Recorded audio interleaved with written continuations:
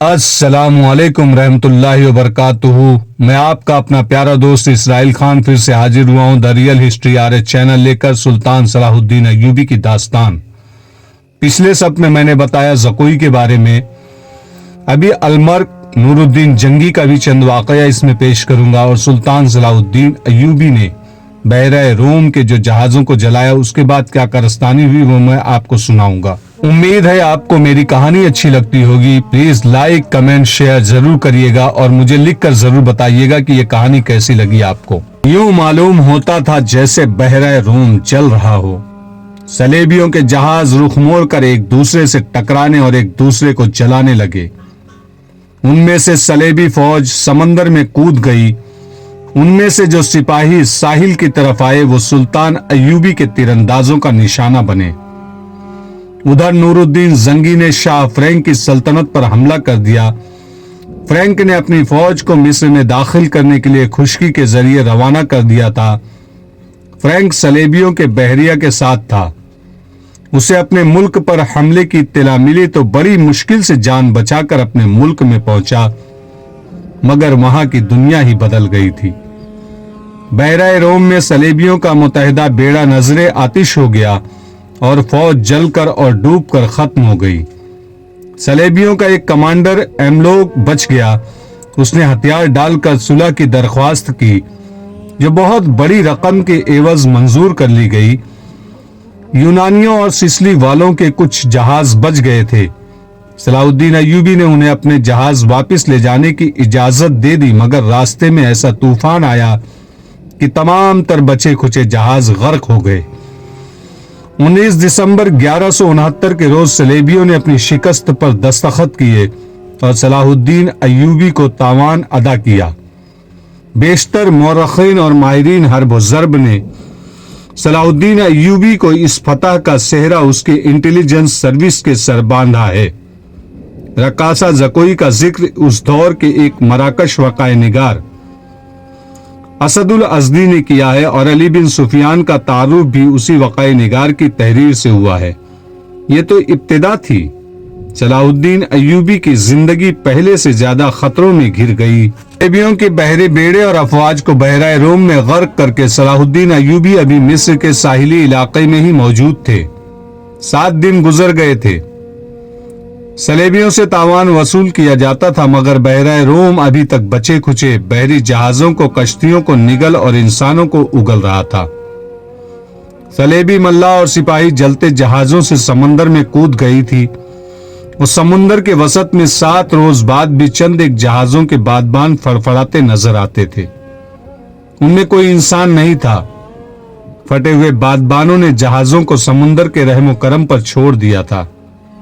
صلاح الدین ایوبی نے ان کی تلاش کے لیے کشتیاں روانہ کر دی تھی اور ہدایت دی تھی کہ اگر کوئی جہاز یا کشتی کام کی ہو تو وہ رسوں سے گھسیٹ لائے، اور جو اس قابل نہ ہو ان میں سے سامان اور کام کی دیگر چیزیں نکال لائے۔ کشتیاں چلی گئی تھی اور جہازوں سے سامان لایا جا رہا تھا۔ ان میں زیادہ تر اسلحہ اور کھانے پینے کا سامان تھا یا لاشیں۔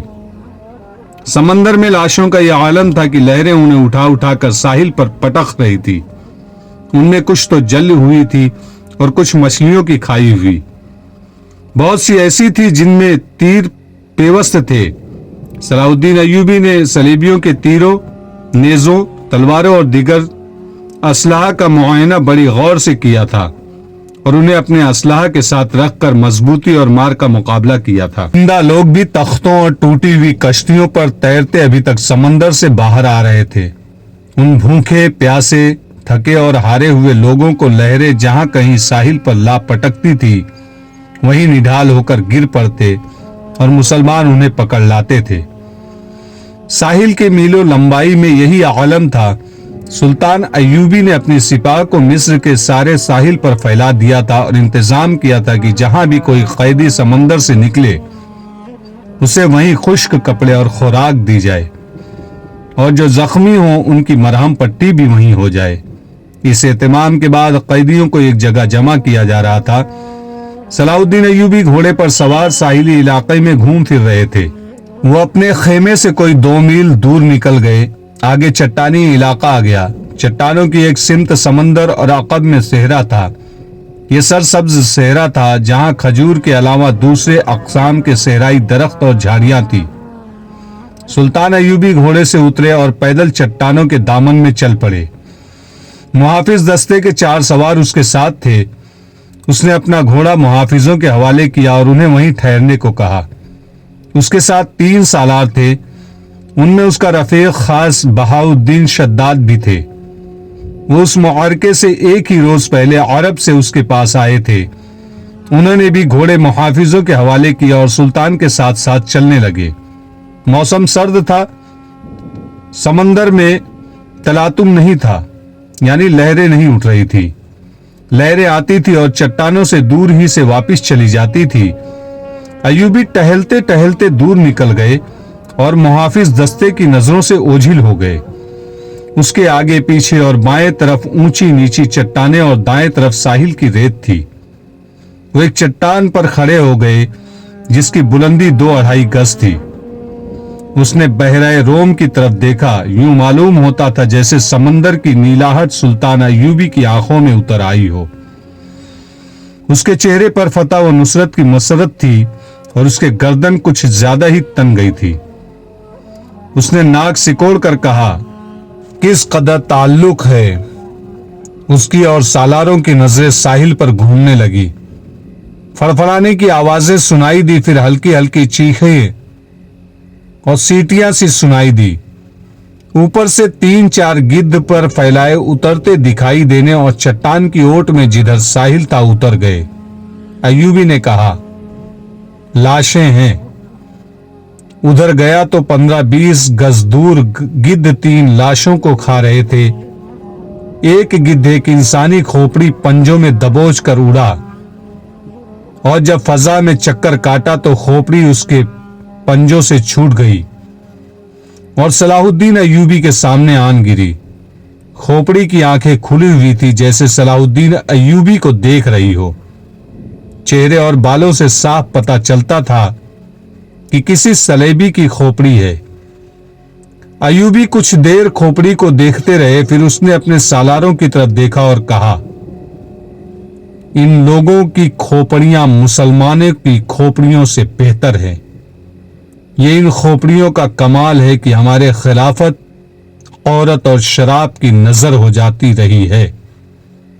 सलेबी चूहों की तरह सल्तनत इस्लामिया को हड़प करते चले जा रहे हैं, एक सालार ने कहा, और हमारा बादशाह उन्हें जजिया दे रहे हैं। शद्दाद ने कहा, फलस्तीन पर सलेबी काबिज हैं। सुल्तान, क्या हम उम्मीद रख सकते हैं कि हम फलस्तीन से उन्हें निकाल सकेंगे? खुदा की जात से मायूस न हो शद्दाद। सलाहुद्दीन अय्यूबी ने कहा, हम अपने भाइयों की जात से मायूस हो चुके हैं। एक और सालार बोला, तुम ठीक कहते हो। सुल्तान सलाहुद्दीन अय्यूबी ने कहा, हमला जो बाहर से होता है उसे हम रोक सकते हैं।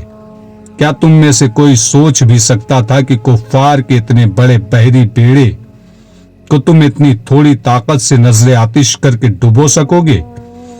तुमने शायद अंदाजा नहीं किया कि इस बेड़े में जो लश्कर आ रहा था वो सारे मिस्र पर मक्खियों की तरह छा जाता।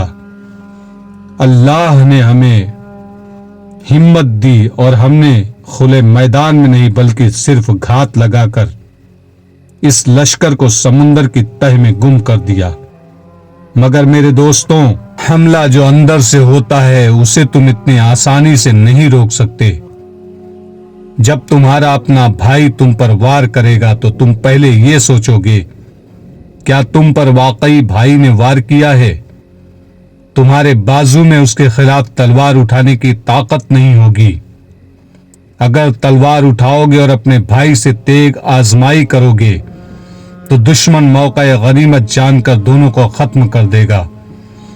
वह आहिस्ता आहिस्ता साहिल पर चट्टान के साथ साथ जा रहा था। चलते चलते रुक गया, झुककर रेत से कुछ उठाया और हथेली पर रखकर सबको देखा और दिखाया। यह हथेली जितनी बड़ी सलेब थी जो स्याह लकड़ी की बनी हुई थी। اس کے ساتھ ایک مضبوط دھاگا تھا۔ اس نے ان لاشوں کے بکھرے ہوئے اعزاز کو دیکھا جنہیں گدھ کھا رہے تھے، پھر کھوپڑی کو دیکھا جو گدھ کے پنجوں سے اس کے سامنے گری تھی۔ وہ تیز تیز قدم اٹھاتا کھوپڑی تک گیا۔ 3 گدھ کھوپڑی کی ملکیت پر لڑ رہے تھے۔ صلاح الدین ایوبی کو دیکھ کر پرے چلے گئے۔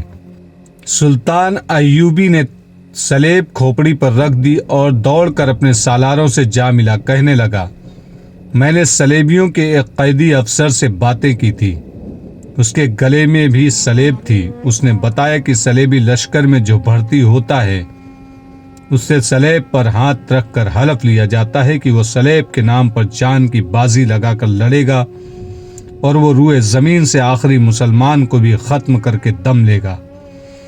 اس حلف کے بعد ہر لشکری کا گلے میں سلیب لٹکا دی جاتی ہے۔ یہ سلیب مجھے ریت سے ملی ہے، معلوم نہیں کس کی تھی، میں نے اس کھوپڑی پر رکھ دی ہے تاکہ اس کی روح سلیب کے بغیر نہ رہے۔ اس نے سلیب کے خاطر جان دی ہے۔ سپاہی کو سپاہی کے حلف کا احترام کرنا چاہیے۔ شداد نے کہا، سلطان، یہ تو آپ کو معلوم ہے کہ سلیبی یروشلم کے مسلمان باشندوں کو کتنا کچھ احترام کر رہے ہیں۔ وہاں سے مسلمان بیوی بچوں کو ساتھ لے کر بھاگ رہے ہیں۔ ہماری بیٹیوں کی آبرو لوٹی جا رہی ہے۔ ہمارے قیدیوں کو انہوں نے ابھی تک نہیں چھوڑا۔ مسلمان جانوروں کی سی زندگی بسر کر رہے ہیں۔ کیا ہم ان عیسائیوں سے انتقام نہیں لیں گے؟ صلاح الدین ایوبی نے کہا، انتقام نہیں، ہم فلسطین لیں گے، مگر فلسطین کے راستے میں ہمارے اپنے حکمران حائل ہیں۔ وہ چلتے چلتے رک گیا اور بولا،